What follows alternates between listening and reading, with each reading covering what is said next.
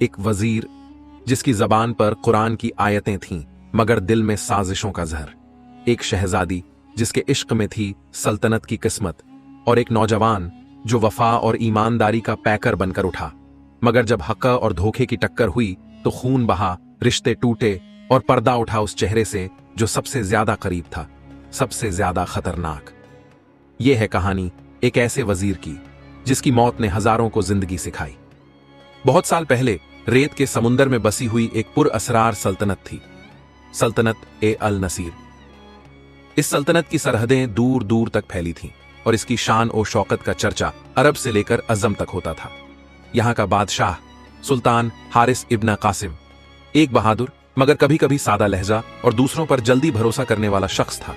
इस सल्तनत का एक अजीम ओ अहम ओहदा था, वजारत का, और उस ओहदे पर था माऊ वजीर आला अब्दुल राहीम।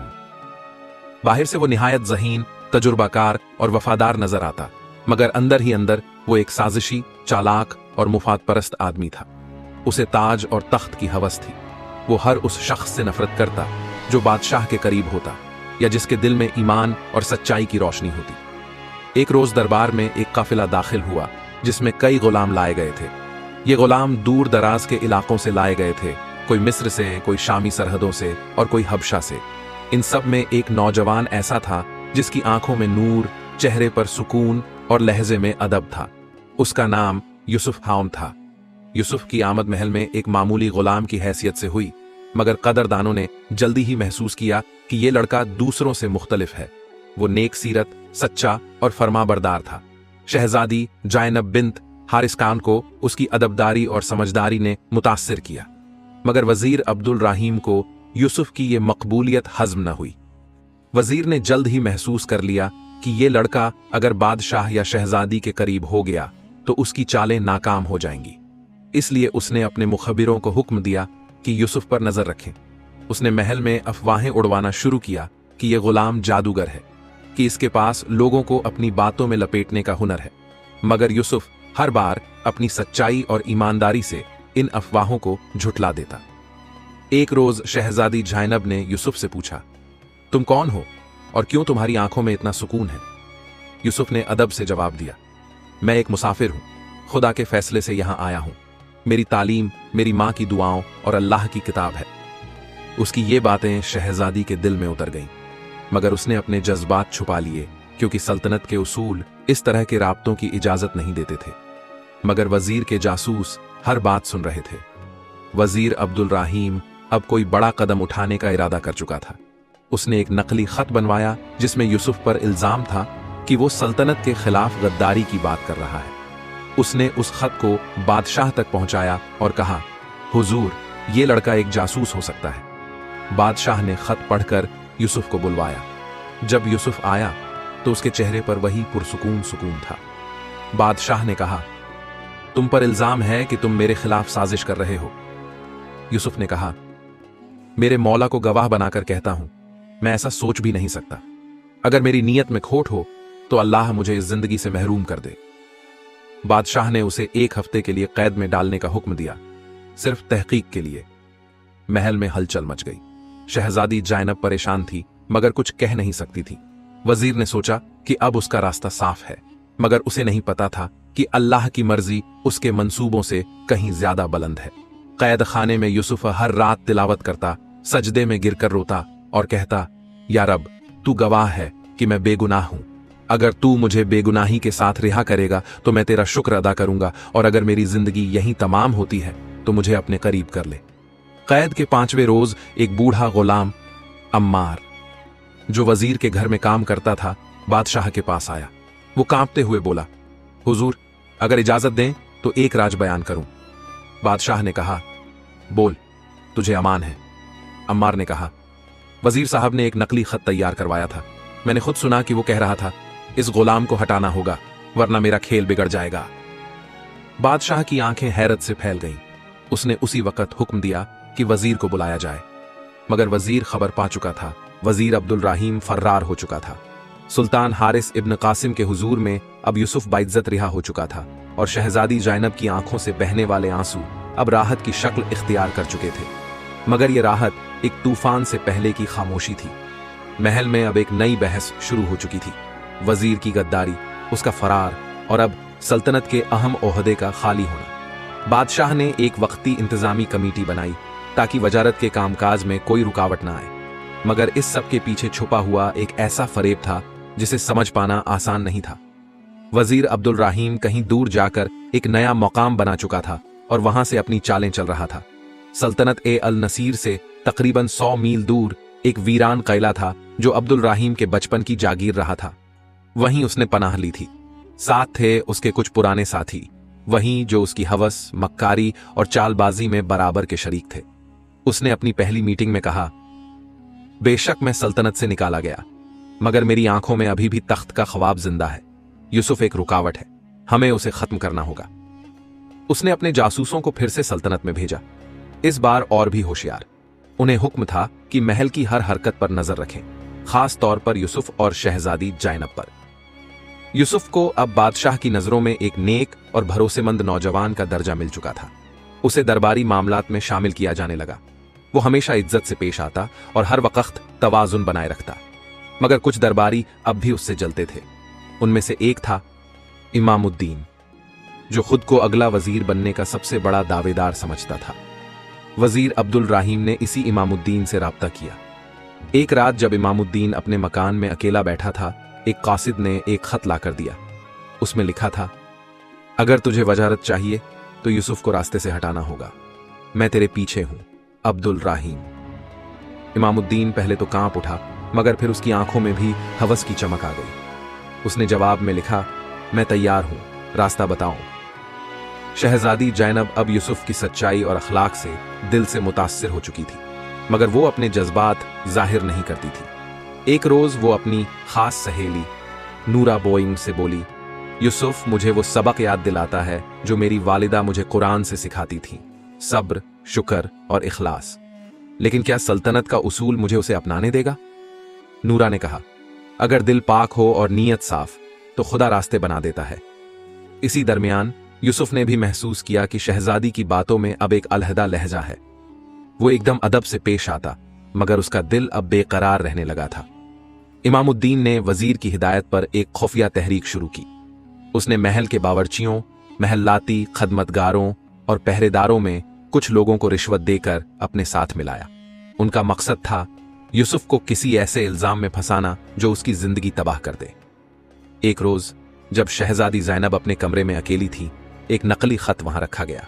उसमें लिखा था, मेरी जानिब से मोहब्बत का इजहार है।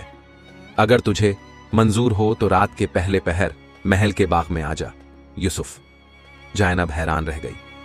उसकी आंखों में बेइतबारी का साया आ गया। उसने सोचा, क्या वाकई यूसुफ ऐसा कर सकता है?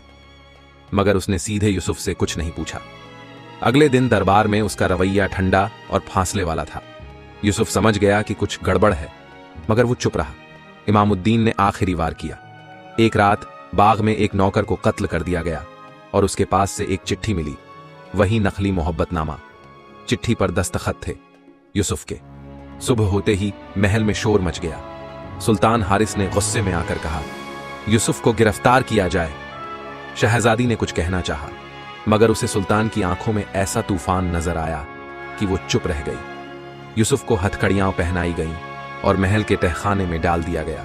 इस बार वो सजदे में गिरा और कहा, या रब, अगर मैं झूठा हूं तो मुझे सजा दे, मगर अगर मैं सच्चा हूं तो हक को जाहिर कर। अम्मार, वही बूढ़ा गुलाम जिसने पहली बार वजीर की साजिश का पर्दाफाश किया था, अब भी महल में था। उसे शक हुआ कि कुछ न कुछ गड़बड़ है। वो रात को चुपके से उस बाग में गया और जमीन की मिट्टी टटोलने लगा। वहां उसे एक चाकू मिला जिस पर इमामुद्दीन का नाम खुदा हुआ था। वो दौड़ता हुआ बादशाह के पास गया और कहा, हुजूर, ये देखिए, सबूत है कि कत्ल यूसुफ ने नहीं, इमामुद्दीन ने किया है। सुल्तान की आंखें हैरत से फैल गईं। उसने कहा, इमामुद्दीन को गिरफ्तार किया जाए। इमामुद्दीन भागने की कोशिश में महल की दीवार से गिरकर मर गया। उसकी मौत ने वजीर अब्दुल रहीम की साजिशों को एक बार फिर बेनकाब कर दिया, मगर खेल अभी खत्म नहीं हुआ था। यूसुफ को रिहा कर दिया गया, मगर अब सुल्तान खुद सोच में पड़ गया, क्या यूसुफ की जगह वजारत के ओहदे पर उसे ही बैठाया जाए? मगर इसी सोच के बीच कहीं दूर वजीर अब्दुल रहीम एक नई चाल की बुनियाद रख रहा था। उस वीरान किले की रात स्याह थी। हवाएं सरसराती थीं और आसमान पर बदली का साया था। वजीर अब्दुल रहीम एक पुराने नक्शे पर झुका हुआ था। उसके सामने एक और शख्स मौजूद था, उसका सबसे पुराना साथी और अंधा वफादार, जासिम। वक्त आ गया है कि हम सीधा हमला करें, अब्दुल रहीम ने गुस्से से कहा। अब साजिशें नहीं, अब खून बहेगा। जासिम ने गर्दन झुकाई। हुजूर, मेरी जान भी कुर्बान है, हुक्म दीजिए। अब्दुल रहीम ने एक छोटी सी स्याही में भीगी चिट्ठी उठाई और कहा, इसे हमारे पुराने दोस्त कबीले हाशिम के सरदार कतफान को भेजो। कह दो अगर वो मेरी मदद करें तो सल्तनत का आधा हिस्सा उनका होगा।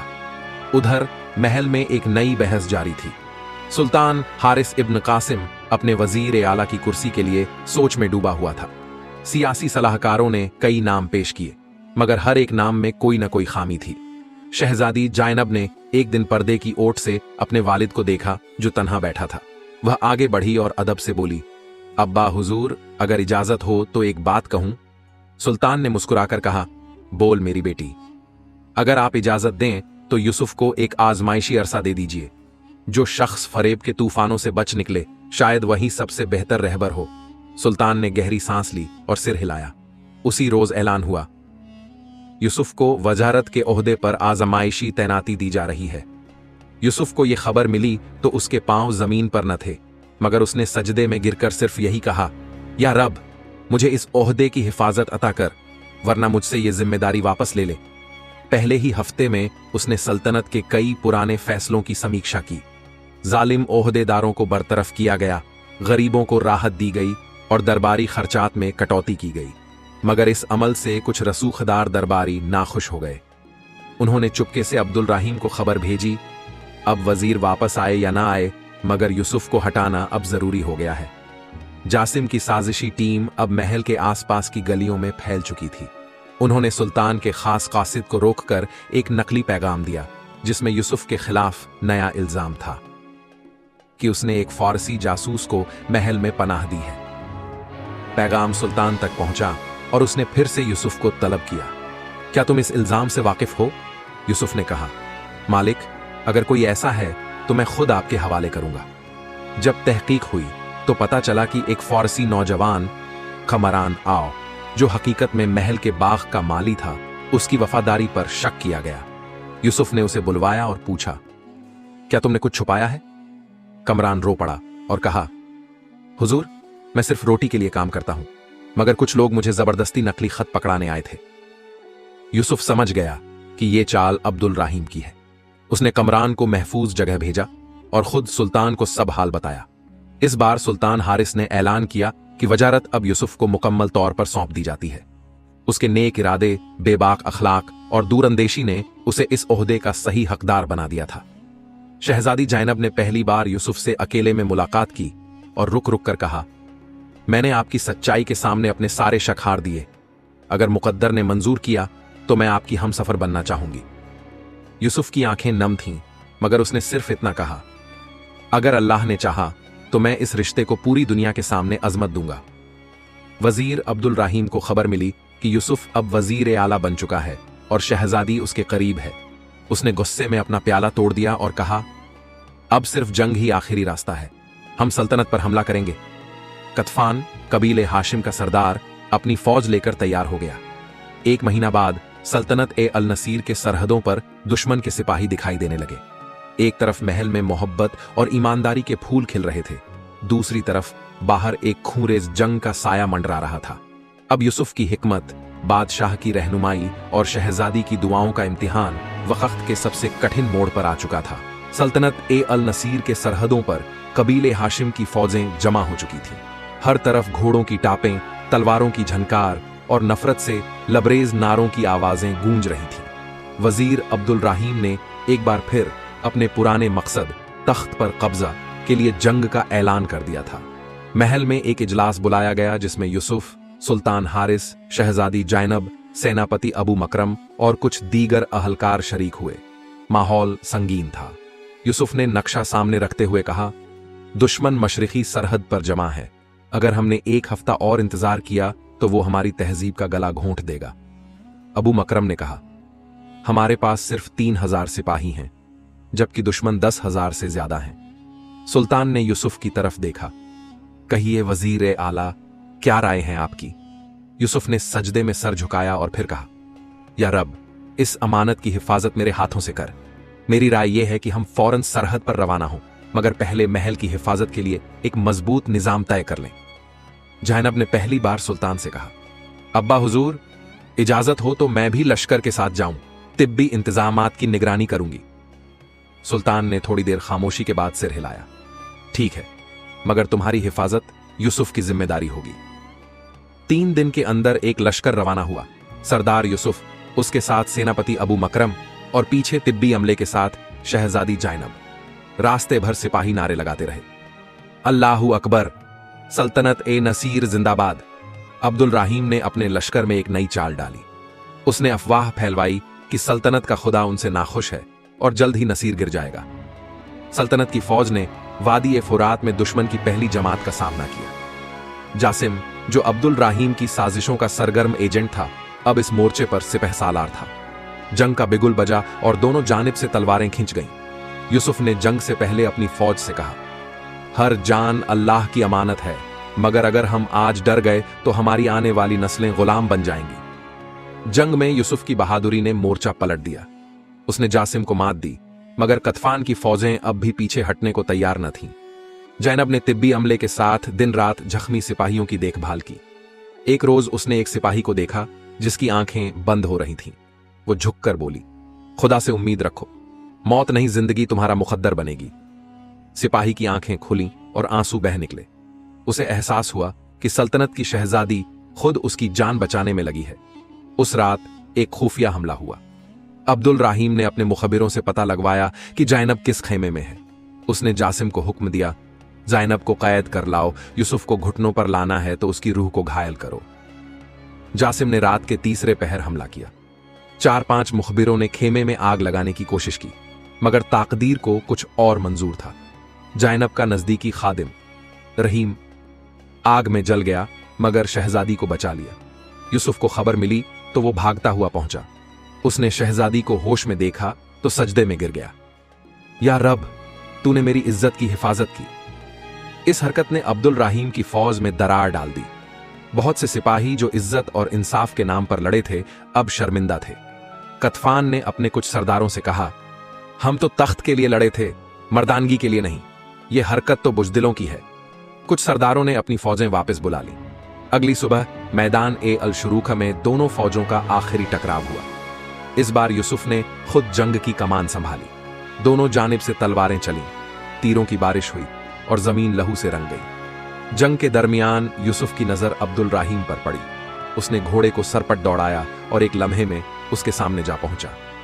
अब्दुल रहीम, बहुत फरेब कर चुके तुमने, आज फैसला मैदान में होगा। दोनों में लंबी लड़ाई हुई। आखिरकार यूसुफ ने उसे जमींदोज कर दिया। अब्दुल रहीम जमीन पर गिरा, लहू से तरबतर और आंखों में हार की शिकस्त ली। किस्मत, तुम जीत गए। वो बुदबुदाया और दम तोड़ दिया। जंग खत्म हुई। मैदान में सन्नाटा था। सल्तनत ए अल नसीर जीत चुकी थी, मगर बहुत कुछ खोकर, सिपाही, वफादार और कई मासूम जिंदगियां। यूसुफ ने आसमान की तरफ देखा और कहा, या रब, ये फतह तेरी रहमत है, मेरा कोई कमाल नहीं। अब सल्तनत में अमन लौट रहा था, मगर दिलों में जख्म बाकी थे। यूसुफ और जैनब अब एक ऐसे मोड़ पर थे जहां मोहब्बत, वफा और तकद्दुस का इम्तिहान फिर सामने आने वाला था। जंग के शोर के बाद फैले सन्नाटे में जब सिपाही लौटने लगे, तब जमीन पर बिखरी लाशों, टूटे हथियारों और खून में भीगे कपड़ों का मंजर ऐसा था कि फिजा खुद गमगीन लगने लगी थी। यूसुफ अपने घोड़े से उतरा और पहली बार मैदान की तरफ देखकर बेआवाज रो पड़ा। या इलाही, ये जंग थी या इंसानियत की हार। कतफान की मौत के बाद उसकी फौजों ने हथियार डाल दिए। जासिम को गिरफ्तार कर लिया गया और उसकी आंखों में अब घमंड नहीं, सिर्फ पछतावा था। यूसुफ ने सुल्तान को खत भेजा, हमने मैदान जीत लिया है, मगर बहुत सी रूहें हार गई हैं। अब अमन को संजोना है और इंसाफ को जिंदा रखना है। शहजादी जैनब ने जब मैयतों को तिब्बी खैमे के पास देखा तो एक एक लाश को दुआओं से विदा किया। उसके हाथ कांपते थे, आंखों से अश्क थमते न थे, मगर वह कहती जाती, हर एक शहीद हमारी सल्तनत की अमानत है। 3 दिन बाद यूसुफ, जैनब और बचे हुए सिपाही महल लौटे। दरबार सजाया गया, मगर इस बार जश्न का शोर कम और ताजियात की खामोशी ज्यादा थी। सुल्तान ने ऐलान किया, आज से सल्तनत अल नसीर में कोई भी ओहदा खानदानी नहीं बल्कि अहलियत की बुनियाद पर मिलेगा और मैं यूसुफ को अपना वली ए अहद मुकर्रर करता हूं। पूरा दरबार हैरत और मोहब्बत में डूबा रह गया। यूसुफ सजदे में गिर पड़ा और कहा, या रब, इस अमानत की हिफाजत में मुझसे कोई खता न हो। शहजादी ज़ैनब को यह खबर मिली तो उसके चेहरे पर शिकस्त और सुकून दोनों के साए थे। एक रोज उसने चुपके से मस्जिद के अहाते में यूसुफ को रोते देखा। वो आगे बढ़ी और धीरे से कहा, क्या मैं इन आंसुओं की वजह पूछ सकती हूं? यूसुफ ने झुककर कहा, मैं इन ओहदों से नहीं डरता, मगर उस वफा से डरता हूं जिसे तुझसे निभाना है। ज़ैनब ने आहिस्ता से कहा, अगर इश्क में डर शामिल हो तो वो मोहब्बत मुकम्मल होती है। चलो मिलकर डर को सजदे में रख देते हैं। जासिम ने जेल में रहते हुए एक रहस्य से पर्दा उठाया। उसने यूसुफ से कहा, अब्दुल राहीम के मरने से हर साजिश नहीं मरी।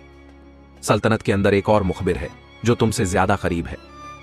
यूसुफ चौंक पड़ा। उसने जांच शुरू करवाई और मालूम हुआ कि महल के करीबी दस्तारपोश खादिम रूमैस दरअसल फारसी सल्तनत का एजेंट था। उसका मकसद जंग के बाद की कमजोरी में सल्तनत को तोड़ना था। यूसुफ ने उसे तलब किया, क्या यह सच है कि तुमने हमारी नर्म पड़ती सल्तनत को फिर तोड़ने की कोशिश की? रुमैस ने कहा, मैंने वही किया जो मेरे अकीदे ने सिखाया, मगर अब मेरे दिल में तुम्हारी ईमानदारी ने घर कर लिया है। मुझे सजा दो, मगर मेरी कौम को मोहब्बत सिखा दो। यूसुफ ने उसे माफ किया, मगर फारसी सरहद पर एक पैगाम भेजा, हम अमन चाहते हैं, मगर अगर दुश्मनी का इरादा होगा तो इस बार सिर्फ तलवार नहीं, सच का जोर भी साथ होगा।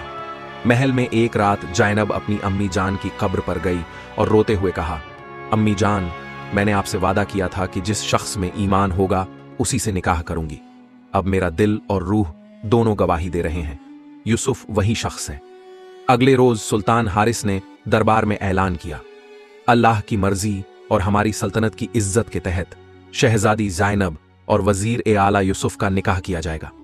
पूरा महल तकरीब की तैयारी में लग गया, मगर इस निकाह से पहले एक और इम्तिहान बाकी था।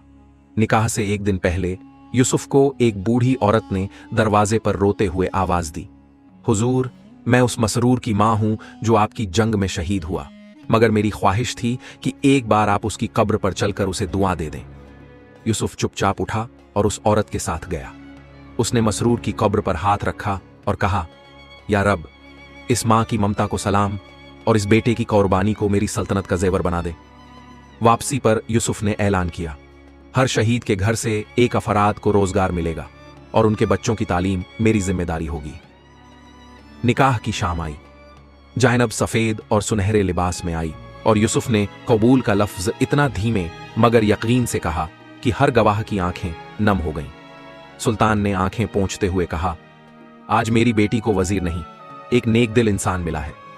इस वाकया से क्या सीखा? 1. अमन की राह तलवार से नहीं, इंसाफ और इल्म से निकलती है। 2.